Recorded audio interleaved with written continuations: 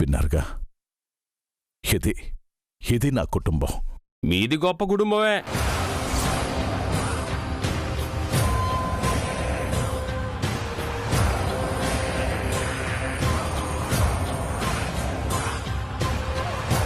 కానీ వీళ్ళ కుటుంబం గురించే మీకు పూర్తిగా తెలీదు.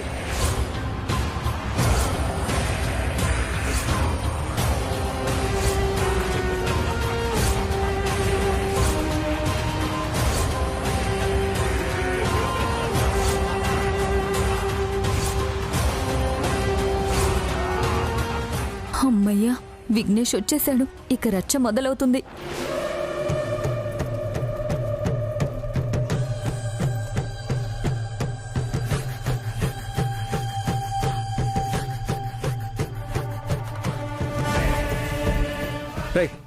లోపలికి ఎందుకు వచ్చావురా? ఎవరిని అడిగి వచ్చావు? బయటికి పో. రక్త సంబంధం కదా, మీరు పిలవకపోయినా శుభకార్యాలకి అశుభకార్యాలకి మేము వచ్చేస్తాం. అది మన మంచితనం.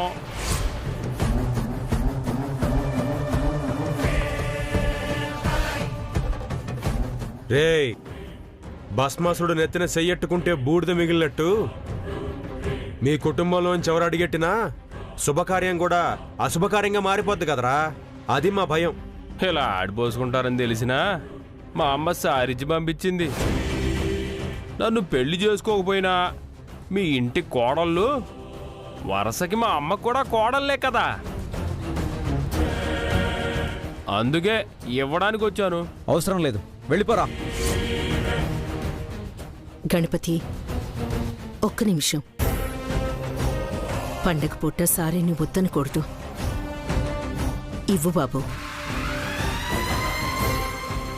సారివ్వండి అయ్యా.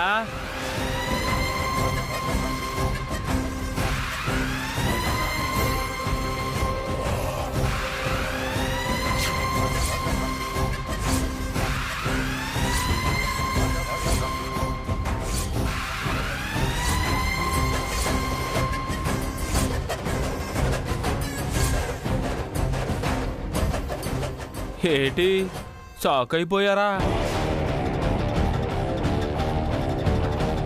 అవుతారు, ఎందుకు అవ్వరు?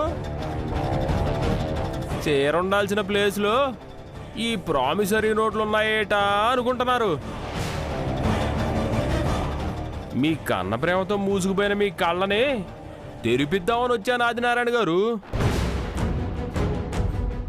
నాతో పాటు వచ్చిన వాళ్ళందరూ నా బలగం కాదు, వీళ్ళకి అప్పులు ఇచ్చిన వాళ్ళలో పిసరంతమంది.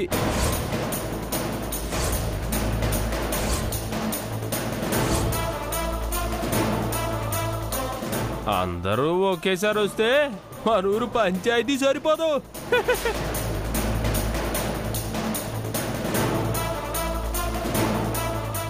నిజమా విఘ్నేష్? మీరు అమాయకులు కాబట్టి నిజం అని నోరు తెరుస్తున్నారు. మేవేళ బంధువులు అని తెలిస్తే బయట నోట్లో వస్తున్నారు.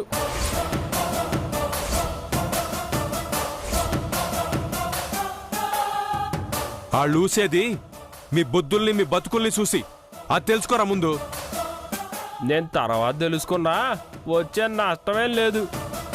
కానీ ఆదినారాయణ గారు ఇప్పుడు మీ గురించి తెలుసుకోకపోతే పాపం ఆయన నష్టపోతారు. రోడ్డు మీద కూడా పడిపోవచ్చు. బాగా బతికిన ఆయన రోడ్డు మీద చూడడానికి నా మనసు ఒప్పుకోదు కాబట్టి నిజాలు చెప్పడానికి వచ్చాను. కూతుళ్ళకి ఆస్తి పంచితే ఐశ్వర్యంలో మునుగుతారని ఆనందంగా ఉంటారని మీరు అనుకుంటున్నారు. కానీ ఇచ్చిన తర్వాత ఆరక్షణం కూడా మీ ఆస్తి ఉండదు. ఆవిరైపోతుంది నారాయణ గారు.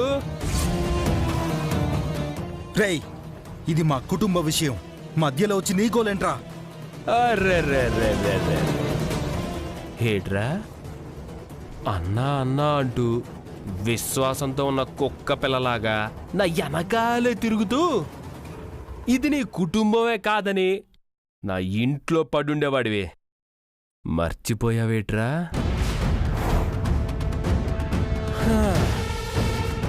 అయినా నిన్నని లాభం లేదురా. ఇదిగో ఈ ననాలి నీలాంటి యదవ మోసం చేసి కూతురు మెడలో తాలి కడితే అల్లుడుగా అంగీకరించాడు చూడు, అందుకు ఈ ఆదినారాయణ గారిని అనాలి.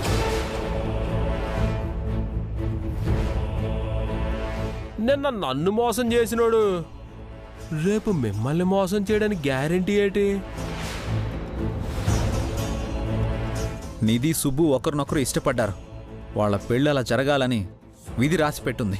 జరిగింది. సరే, విధి రాసి పెట్టిన దాని గురించి వదిలేస్తా, కానీ నువ్వు రాసిచ్చి నీ కాగితాల సంగతి ఏంట్రా? చలికాలం వస్తుంది కదరా, చలిమంటేసుకో. నువ్వు ఎటకారాలు ఆడకమావా, వీళ్ళు ఇప్పటికే మండిపోతున్నారు, తగలెట్టేస్తారు హ, మీ పరువుని. ఛ!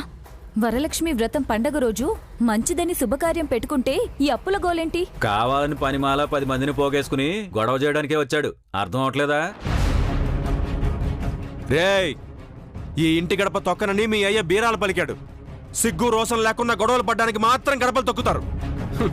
సరే, మేము రోషగాళ్ళం కాదనే అనుకుందాం.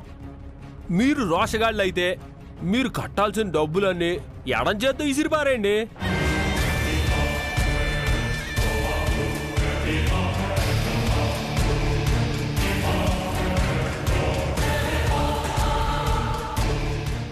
కావాలంటే మీకు ఒక బంపర్ ఆఫర్ కూడా ఇచ్చేస్తా. వడ్డీ అవసరం లేదు, అసలు ఇస్తే చాలు. హ, ఏటంటారు? అంతకంటే మహాభాగ్యమా? ఆహా, విన్నారుగా. మీ వల్ల మన ఇంటి పేరు నాశనం అవుతుంది, విలువ లేకుండా పోతుంది. రేయ్, అసలు దీని అంతటికి కారణం మీ నాన్నరా? అసలు మీ నాన్న మనిషేనా? ఏట్రా బాగుతున్నావు? రేయ్, విఘ్నేష్, వదిలో. విఘ్నేష్, ఆగు. రేయ్, గణపతి, గణపతి ఏమండి? ఆగుండ్రా. రేయ్! రేయ్, ఆగండి.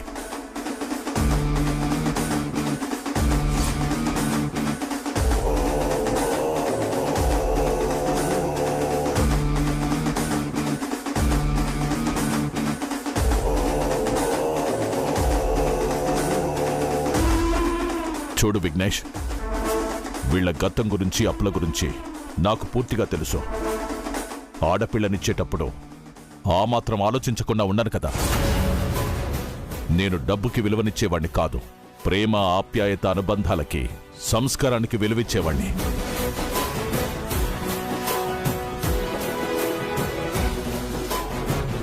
నా బిడ్డలకి ఆస్తి ఇవ్వడమే నా బాధ్యత. ఆ తర్వాత వాళ్ళేం చేసుకుంటారనేది అది వాళ్ళిష్టం.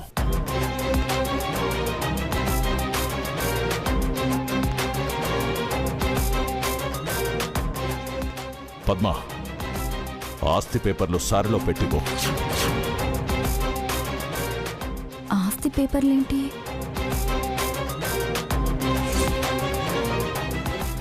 సారెలో లేవు కదా మావయ్య. కింద సారెలో ఉన్నాయి, చూడమ్మా.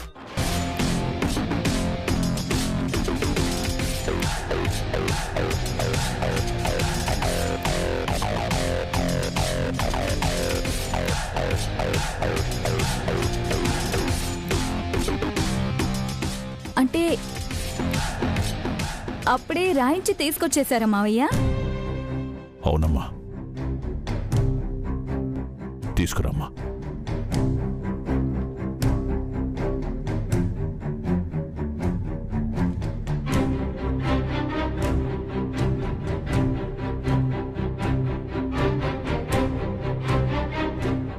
గణపతి, విద్య, ఇలా రండి.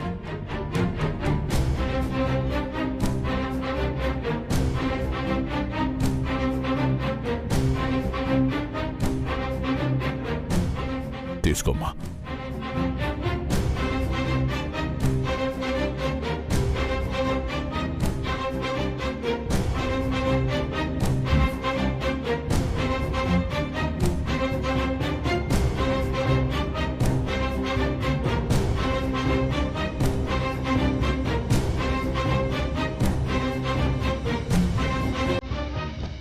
నాకు ఏ ఆస్తి అవసరం లేదు నాన్న.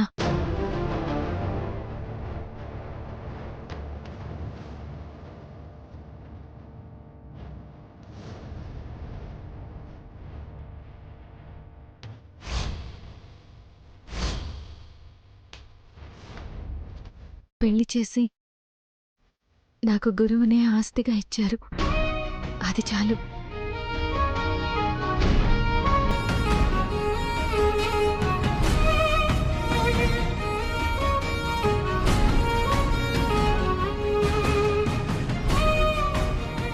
గురువుని దేవుడు అంటారు. దేవుళ్లాంటి భర్తే నాకు తోడున్నప్పుడు ఈ ఆస్తులెందుకు నాన్నా?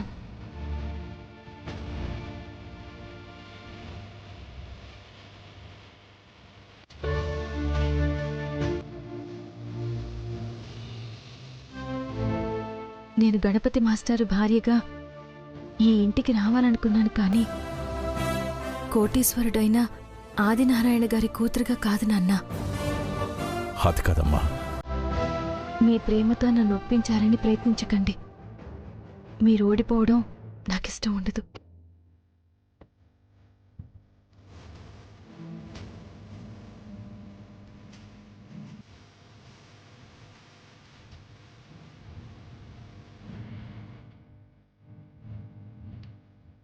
ఈ చొక్కా వేసుకున్నానా? రమణమ్మకి చెప్పానమ్మా, షాకిరవికి తీసుకెళ్తుంది. అయ్యో వద్దు నాన్న, నెలకి 200 అడుగుతుంది. నేనే ఉతికిస్తాను. ఆడపిల్లకి ఓపిక ఉండాలని అమ్మ చెప్పింది నాన్న.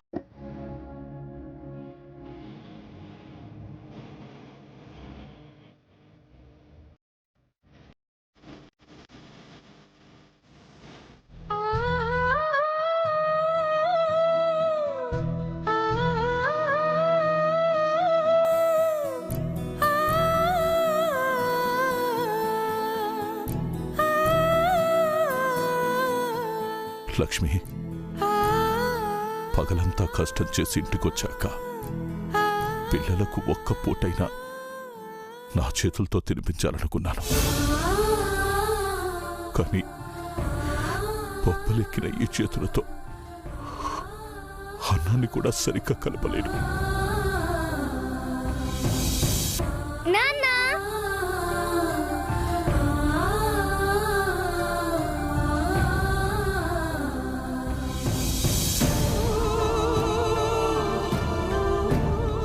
అమ్మ బంగారం నాన్న, ఇది కూడా అమ్మ బంగారమే.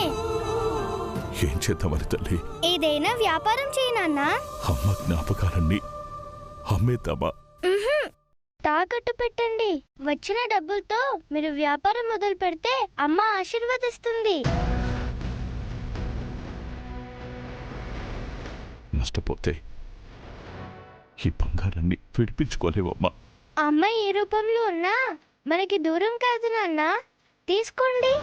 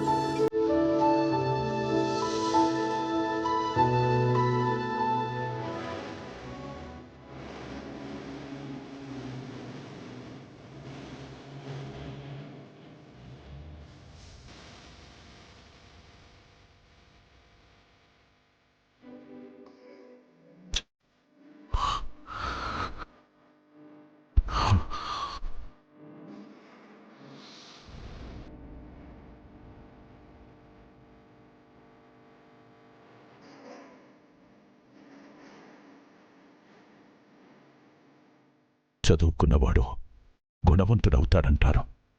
కానీ నువ్వు పుట్టుకతోనే గుణవంతురాలివమ్మా. ఆత్మాభిమానం కలదానివి.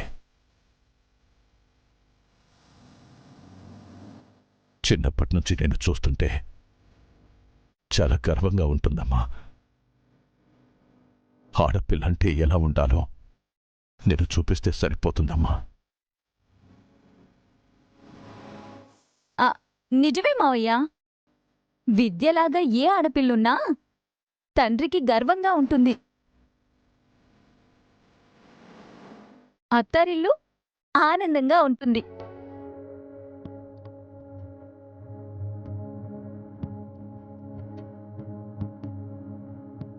అక్కని చూసి నిధి కూడా వద్దంటుంది మావయ్య ఆస్తి. వదినా, చిన్నప్పటి నుండి అక్కది లక్కీ హ్యాండ్ అని నాన్నన్నారు కానీ నన్ననలేదు. నిజంగా అక్క అదృష్టవంతురాలైతే త్వరలోనే ఐశ్వర్యంలో తేలుతుంది. కానీ నేనలాంటి రిస్క్ చేయను. అలాగే నాన్న ప్రేమతో ఇస్తున్న ఆస్తిని వద్దనను.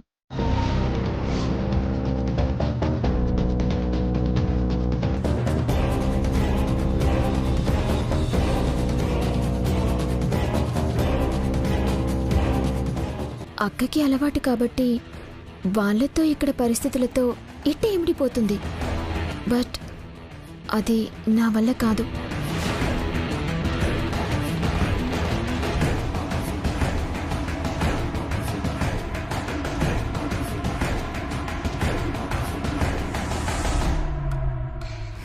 నువ్వు కంచువే, నువ్వెందుకు వద్దంటావు? నీ వాటా మీద నేను ఆశలు వదులుకోవాల్సిందే. ఛ! జాక్పాట్ కొట్టావురా సుబ్బు. కోట్ల కోసం నన్నే మోసం చేసి ఈ నిధి మెడలో తాళి కట్టావు. అనుకున్నట్టే కోటీశ్వరుడు అయిపోతున్నావు.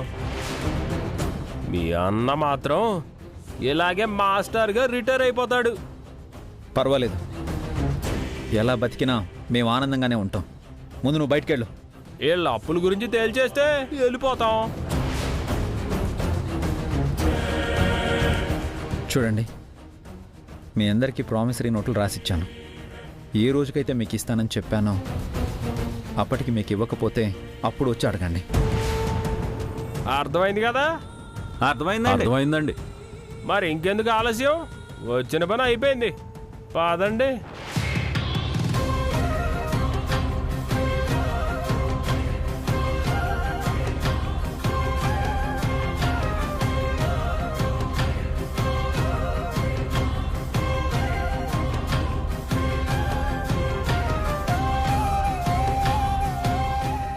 నాన్నా,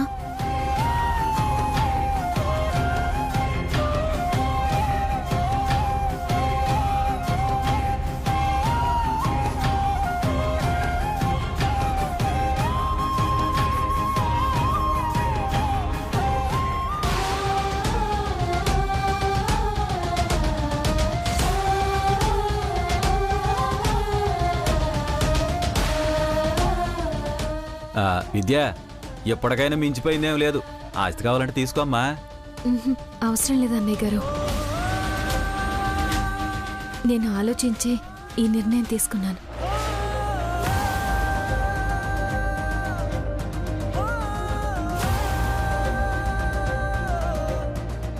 అమ్మా విద్య, నిధి, మీకు ఎలాంటి బాధ కలిగినా కష్టం వచ్చినా ఈ నాన్న ఉన్నాడని మాత్రం మర్చిపోకండమ్మా.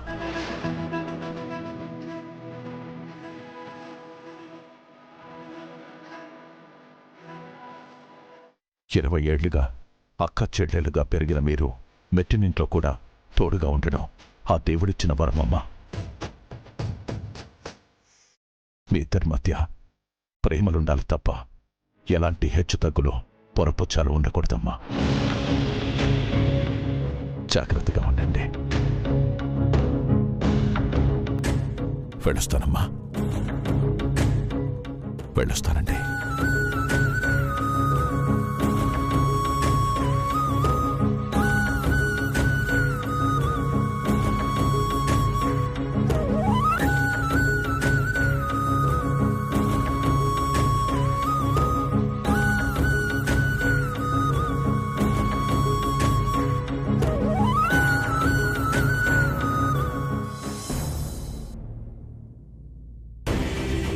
నలుగురిలో 4 రోజులు నానే పేరు కోసం మీ అక్క కోట్ల ఆస్తిని వదిలేసుకున్నట్టు నువ్వెక్కడ ఆస్తిని వదిలేసుకుంటావో అనుకున్నాను నిధి. అది తెలివి తక్కువ వాళ్ళు జనాల ముందు మంచి వాళ్ళం అనిపించుకోవాలనుకుని మూర్ఖులు చేసే పనొదినా.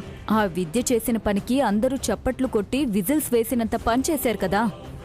చప్పట్లు కొడితే ఈ ఇంట్లో ఉన్న దోమలు చేస్తాయి. అదే ఆస్తి లేకపోతే రోడ్డు మీద పడి అడుక్కు తినాలి.